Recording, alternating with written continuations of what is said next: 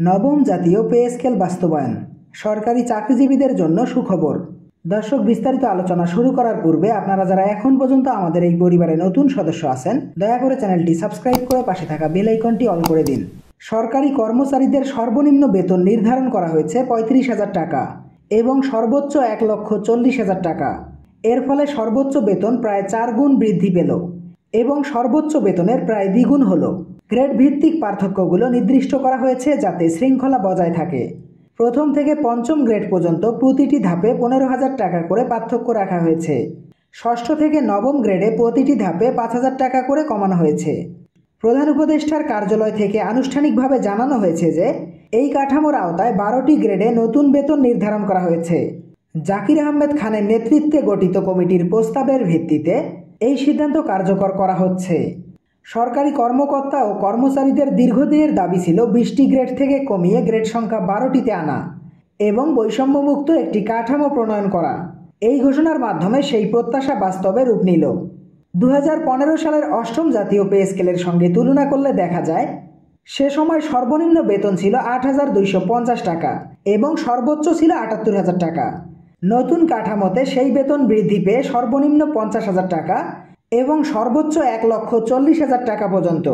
বিশেষজ্ঞরা বলছেন এটি বাংলাদেশের চাকরিজীবীদের ইতিহাসে এক নতুন অধ্যায় রচনা করবে।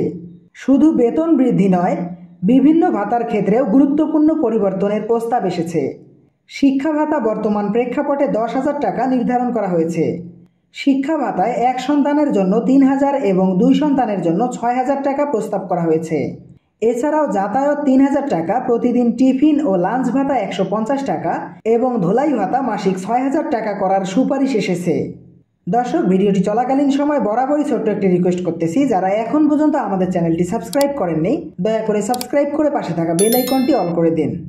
অর্থনীতি বিশেষজ্ঞদের মতে নবম জাতীয় পে স্কেল শুধু সরকারি চাকরিজীবীদের আয় বৃদ্ধি করবে না, বরং এর প্রভাব পড়বে দেশের সামগ্রিক অর্থনীতিতে। বেতন ও ভাতা বৃদ্ধির ফলে বাজারে পণ্যের চাহিদা বাড়বে, ক্রয় ক্ষমতা বৃদ্ধি পাবে এবং ব্যবসা বাণিজ্যে নতুন গতি আসবে। অর্থনীতির ভারসাম্য রক্ষায় ইতিবাচক ভূমিকা রাখবে বলে মনে করা হচ্ছে। প্রধান উপদেষ্টার নেতৃত্বে অনুষ্ঠিত সর্বশেষ বৈঠকে এই সিদ্ধান্ত চূড়ান্ত অনুমোদন পেয়েছে। এখন অর্থ মন্ত্রণালয়ের আনুষ্ঠানিক অনুমোদন শেষে গ্যাজেট প্রকাশের অপেক্ষা চলছে।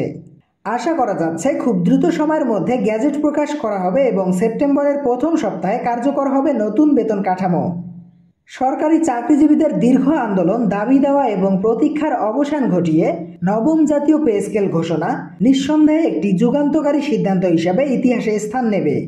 এটি শুধু চাকরিজীবীদের জীবনমান উন্নয়নের দিকেই নয়, বরং সামগ্রিক জাতীয় অর্থনীতির স্থিতিশীলতা নিশ্চিত করতেও সহায়ক হবে।